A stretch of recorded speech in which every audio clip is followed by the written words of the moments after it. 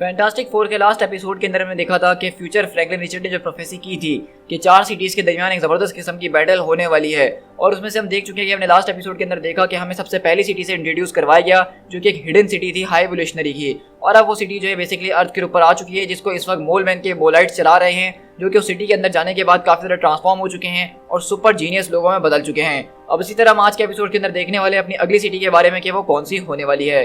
तो अब आगे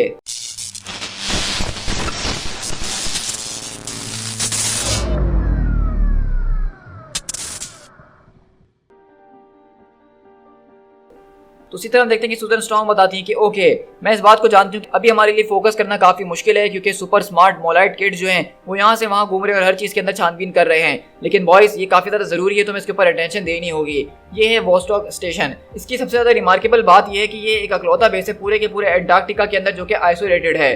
ये उस पूरे के पूरे कोल्ड एरिया के अंदर एक ऐसी जगह है जहाँ पे बैठ के काम किया जा सकता है। जंप फॉरवर्ड टू 1973 जब रेडार इमेजिंग रिवील की गई थी तो उसके जरिए हमें पता चला था कि इस समंदर के अंदर एक बहुत ही बड़ी बॉडी जो है पाई गई है, जो कि इस कॉन्टिनेंट के तकरीबन 13,000 फीट नीचे पाई जाती है। ये बहुत ज़्यादा बड़ी है और एस्टिमेट्स ने बताया है कि इसका जो एरिया है वो तकरीबन 6,000 स्क्वायर मील्स का होने वाला है। और उससे भी बड़ी इंटरेस्टिंग बात यह है, जो कि हमारा सच में पॉइंट है, वो ये है कि वोस्टॉक जो है वो दरअसल एक आइसोलेटेड हैबिटेट था तकरीबन 5 लाख सालों पहले तक, और अगर वहाँ पे कोई भी लाइफ फॉर्म होती है जो कि इतनी पुरानी है तो अब तक उसका नामो निशान मिट जाना चाहिए था। लेकिन यहाँ पे जो कोई भी लोग हैं वो बहुत ज़्यादा हमारे से पैरेलल हैं और उनकी एवोल्यूशनरी जो है वो उनकी अपनी ही एक अलग पाथ के ऊपर चल रही है। बहुत डिकेड्स तक बायोलॉजिस्ट और जियोलॉजिस्ट जो है उन्होंने ट्राई करी लेकिन अनसक्सेसफुल रहे। उन्होंने सारे के सारे अपने इक्विपमेंट्स को लगा के वहाँ चेक कर लिया जिसके जरिए वो उसको तलाश कर सकें कि वो क्या चीज़ है, लेकिन उनके पास सिर्फ इंप्रेसिव कोर सैंपल्स के अलावा कुछ भी हाथ में नहीं लगा, क्योंकि वहाँ तक इतनी गहराई में जाने के लिए काफ़ी ज़्यादा मेहनत लगती है जो कि किसी भी साइंटिस्ट या किसी भी कम्युनिटी के लिए बहुत ज़्यादा आसान नहीं है। उन्होंने सब कुछ करने की कोशिश करी लेकिन उनकी एफर्ट बिल्कुल बर्बाद जा रही थी। लेकिन 4 साल पहले एक साइंटिस्ट का ग्रुप जिसको सेलेक्ट किया गया था रीड रिचर्ड की तरफ से, और हमने ही उनको पैसा दिया था ताकि वो अपने नेक्स्ट जनरेशन इक्विपमेंट्स और स्कैनर्स की मदद से उस चीज़ को पता कर सकें। उन्होंने एक ज़बरदस्त किस्म का हाई रेजोल्यूशन मैपिंग करी है अंडरग्राउंड सरफेस की, जो कि आज तक हमारे सामने पॉसिबल हुई है। और इन सारे के सारे मैप्स और स्ट्रक्चर्स को देखने के बाद हमें एक बहुत ज़्यादा फैसिनेटिंग चीज़ पता चली है कि समंदर के नीचे लेक वोस्टॉक के नीचे एक ज़बरदस्त किस्म का सुपर स्ट्रक्चर देखा गया है। तो अब तुम समझ ही गए होगे कि जैसे ही हमें सबके बारे में पता चला तो हम उसके अंदर काफ़ी ज़्यादा इन्वॉल्व हो गए थे और हमने भी उसको जो है काफ़ी गहराई में लेना शुरू कर दिया। हमने इसके बारे में सोचना शुरू करा सारे के सारे सिस्टमैटिक प्लान्स के जरिए, और हमने series of deep water missions को करा, लेकिन इवेंचुअली हमें कोई खास रिजल्ट ना मिल पाया जो कि हमारी टीम चाहती थी। हम जानते थे कि ये काम बहुत ज़्यादा स्लो और स्टडी करना होगा। तो वहीं से बैन बोलता है कि तुमने ठीक कहा, स्टडी लाइक अ रॉक। तो वहीं से जॉनी बोलता है कि यू इडियट, वो यहाँ पे रॉक की नहीं बल्कि टर्टल की बात कर रही है, slow and study like the turtle. तो वहाँ से सू कहती कि हाँ विंस द रेस, तुमने बिल्कुल ठीक कहा कि slow and study wins the race, लेकिन इस सबको भूल जाओ, अब हमें जो है अपनी रेस को थोड़ा सा तेज करना पड़ेगा। तो वहीं से बैन बोलता है कि अच्छा ठीक है सूजी, तुम मुझे कुछ ज़्यादा ये पकाने लग गई हो, अब डायरेक्टली ये बताओ कि तुमने हमें यहाँ पे क्यों बुलाया है। तो वहीं से मिस्टर फैंटास्टिक आते और कहते हैं क्योंकि कोई चीज़ हमारी तरफ आ रही है। लास्ट वीक हमें पता चला, हमने नोटिस करा कि वहाँ पे जो है दोबारा से एक और कंपनी ने काम शुरू कर दिया अंटार्कटिका के अंदर, और बेसिकली वो कंपनी कोई और नहीं बल्कि एम है, जिसने अपने साइंटिस्ट को वहाँ पे भेजा और उन्होंने खुदाई बहुत ज़्यादा तेज़ी से शुरू कर दी है, और उनके पास ज़बरदस्त किस्म का इक्विपमेंट है जिसके जरिए वो समंदर के नीचे जा सकते हैं। वो अपनी व्हीकल्स की मदद से जो है सीधा एक्सप्लोर करने के लिए वहाँ पे जाएंगे। तो इसका मतलब ये है कि हमें वहाँ पे उनसे पहले पहुँचना है, क्योंकि हमारी साइंस टीम ऑलरेडी वहाँ पे साउथ पोल के ऊपर मौजूद है, और अब उनके पास इतनी ज़्यादा लग्जरी मौजूद नहीं है कि वो वहाँ पे प्रोब्स या ड्रोन्स को भेज के इंतजार करें रिजल्ट्स का। अब हमें जो है इस मिशन को अपने हाथों में ही लेना पड़ेगा। तो इसलिए मैंने अपने साइंटिस्ट से कह दिया कि हम उनकी मदद करने के लिए आ रहे हैं। तो इसे बैन और जॉनी बोलते हैं कि क्यों आखिरकार, हम यहाँ घर में सुकून से बैठे हुए अच्छे नहीं लग रहे। तो रिचर्ड बोलते हैं कि क्योंकि ये हमारा ही तो काम है, हम एक्सप्लोरेशन से बेटर और क्या चीज़ करते हैं। तो यहाँ पे ये जो डायलॉग बोला गया रिचर्ड की तरफ से कि हम एक्सप्लोरेशन से बेहतर और क्या कर सकते हैं, तो दरअसल हिकमैन ने यहाँ पे बहुत अच्छा सबूत दिया अपनी राइटिंग का, क्योंकि फैंटास्टिक फोर जो है वो बिल्कुल मार्वल कॉमिक्स में एक्सप्लोरेशन के लिए ही जाने जाते हैं। रीड रिचर्ड एक ऐसे साइंटिस्ट नहीं है जो कि आर्मर्स बनाते हैं या फिर जेनेटिक्स के ऊपर जो है एक्सपेरिमेंट्स करते हैं, बल्कि वो एक ऐसे साइंटिस्ट हैं जो कि दुनिया भर के अंदर एक्सप्लोरेशन करते हैं और अलग अलग यूनिवर्स के कोनों को ढूंढ के निकालते हैं। तो वहीं से हम देखते हैं कि सूजन बोलती है हम लोग 45 मिनट्स के अंदर निकल रहे हैं, सब तैयार हो जाओ। और इसी तरह अगले पल यहाँ पे शिफ्ट होते हैं 4 घंटे के बाद, जहाँ पे मिस्टर फैंटास्टिक और पूरी की पूरी फैंटास्टिक फोर वो यहाँ पे अपने लैब के अंदर पहुंचते हैं। लेकिन अगर आप जॉनी को देखें तो वो यहाँ पे बिल्कुल चड्डी के अंदर घूम रहा है जिसके ऊपर फ्लेम बना हुआ है, और कहता है क्या यहाँ पे किसी ने पिज्जा ऑर्डर करा है। इस तरह हम देखते हैं यहाँ पे बेसिकली वो लोग लैब के अंदर पहुंचते हैं जिसका नाम the discovery building future foundation है, और बेसिकली सबके पीछे रीड रिचर्ड ने अपना सारा का सारा खर्चा करा है ताकि साइंटिस्ट को एक अच्छी चीज़ के ऊपर काम करने में मदद मिल सके। और इस तरह हम देखते हैं कि बेसिकली वो साइंटिस्ट आता है जो यहाँ का हेड होता है और उनको सारी की सारी सिचुएशन बताता है कि इस वक्त क्या चल रहा है और क्या नहीं चल रहा, और इसी तरह वो सारे के सारे रिस्क भी बता देता है कि वहाँ ज़्यादा काफ़ी ज़्यादा डेंजर हो सकता है, आज तक कोई भी इतनी गहराई में नहीं गया है, और अगर आप लोग को ये करना है तो मैं ये कहूँगा कि आप उसको एक बार सोच लीजिए।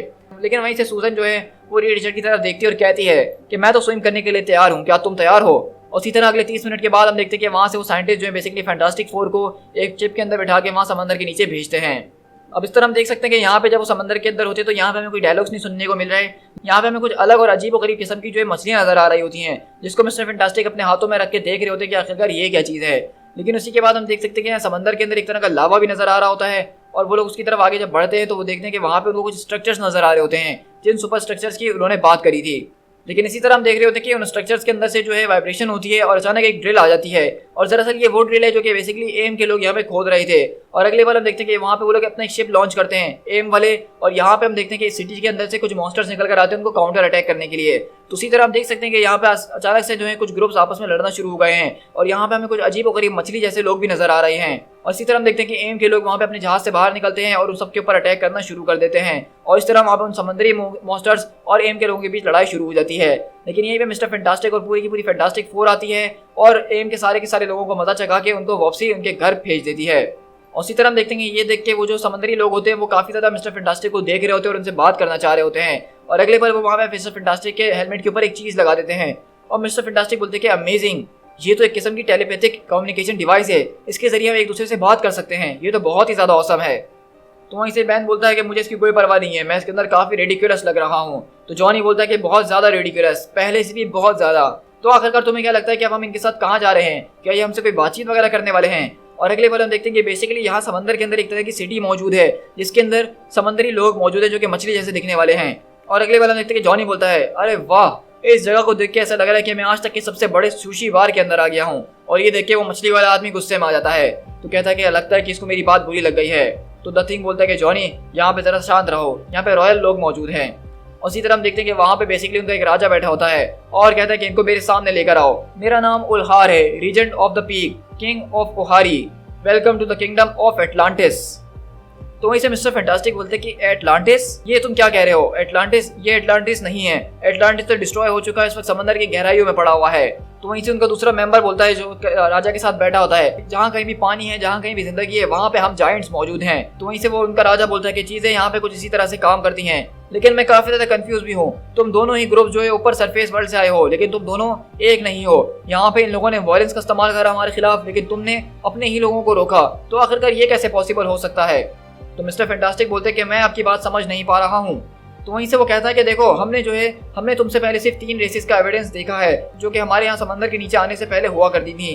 तो बेसिकली यहाँ पे राजा जिन 3 रेसेस की बात कर रहा है वो दरअसल ह्यूमंस, इटर्नल्स और डिविएंट्स की बात कर रहा है, जिस वक्त एटलांटिस समंदर के ऊपर हुआ करता था। और वो कहता है कि मैं जानता हूँ कि उन तीनों रेसेस का अपना अपना एक कल्चर हुआ करता था, लेकिन उनका एक रूलर हुआ करता था उन टाइम के अंदर, और वो एक ही पर्सन उन सारे के सारे लोगों की तरफ से बोला करता था। जिस तरह मैं इस किंगडम के अंदर मौजूद हूँ और ये मेरे लोग हैं और इन सारे के सारे लोगों की तरफ से मैं बात करता हूँ, तो आखिरकार तुम में से वो कौन है जो कि तुम्हारी तरफ से बात करेगा? तो आप समझ रहे हैं कि बेसिकली जब एक किंगडम होता है तो उसका एक राजा होता है जो कि अपनी पूरी की पूरी प्रजा की तरफ से बात कर रहा होता है। लेकिन अब ये बात समझाना उसको थोड़ा सा मुश्किल है, जो कि मिस्टर फैंटास्टिक बोलते हैं कि देखो, हमारी तरफ अब चीजें इस तरह से काम नहीं करती हैं सोसाइटी के अंदर। लेकिन इस बारे में तुम बात कर रहे हो वो काफी पुरानी बात है। अब ह्यूमन जो है वो एक कलेक्टिव तौर पे नहीं रहते हैं, बल्कि यहाँ पे बॉर्डर्स बन चुके हैं, हर एक अपनी कंट्री को चलाता है और वो अपने ही लोगों का जवाबदार होता है। तो इसलिए मेरे ख्याल से अब कोई ऐसा शख्स नहीं है जो कि हम सबकी तरफ से बोल सके। लेकिन वहीं पीछे से आवाज आती है कि मैं बोल सकती हूँ। तो मिस्टर फैंटास्टिक बोलते हैं कि ये तुम क्या कह रही हो सूजन? तो वहीं से सूजन बोलती है कि मैं तुम लोगों की आवाज़ बन सकती हूँ। तो वहीं से रेड टी-शर्ट बोलते हैं कि सूजन, मुझे नहीं लगता कि तुम ये सही कर रही हो। तो सूजन बोलती है, देखो मुझे पता है कि ये लोग हमारी बात ऐसे नहीं सुनने वाले हैं, इनको एक रिप्रेजेंटेटिव चाहिए जो कि हम सब की तरफ से बात करे, और तुम जानते हो कि इस काम के लिए मुझसे बेहतर और कोई नहीं हो सकता है।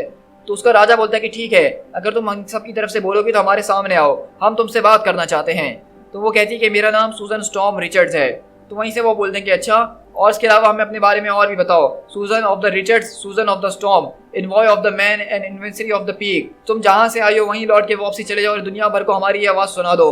The old Kings of Atlantis जो है वो वापसी लौट कर आ चुके हैं। अगर हमसे किसी को कोई तकलीफ है या हमसे किसी को कोई बात करनी है तो वो हमसे सिर्फ एक ही पर्सन के थ्रू बात करेगा, जिसको अभी अभी हमने चूज करा है। हम सिर्फ इसी को जानते हैं और इसी से ही बात करेंगे, और इस पूरे के पूरे हॉल के अंदर उसका नाम हमेशा एको होता ही रहेगा।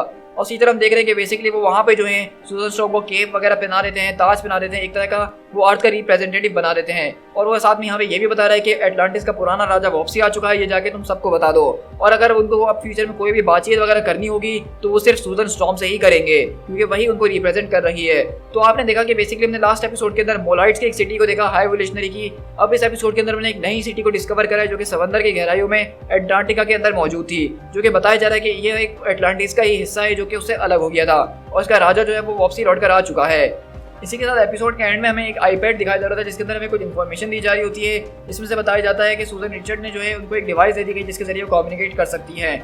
और यहाँ पे बताया जा रहा होता है कि ये लोग जो हैं एक तरह के हाइड्रोडायनेमिक का इस्तेमाल करते हुए अपने ओल्ड किंगडम को चला रहे हैं, जो कि उनको वॉस्टॉक के लोगों ने ही दिया है। और जो 3 रेसेस की यहाँ पे बात करी है जो कि ओल्ड किंगडम के अंदर एग्जिस्ट करती थी, उसमें ओहारी जो कि फिश लाइक होते थे, और चौड़ाई जो कि ईल की तरह होते थे, और माला जो कि क्रैब की तरह होते थे। ट्रेडिशनली ओहारी जो है वो वर्कर क्लास होती है, माला जो है वो लीगल क्लास होती है, और चौड़ाई जो होते हैं वो वॉरियर क्लास होती है। इस तरह से सूजन रिचर्ड जो है अंटार्कटिका से बाहर निकली तो उन्होंने सबसे पहले काम ये करा कि उन्होंने इस एटलांटिस के बारे में अंडर वाटर दूसरे कल्चर्स को बताया, जो कि किंग नेमोर है, जो कि इस वक्त यूटोपिया के ऊपर रहते हैं। लेकिन नेमोर ने अभी तक इस बात के ऊपर कोई रिस्पॉन्ड नहीं दिया। To be continued.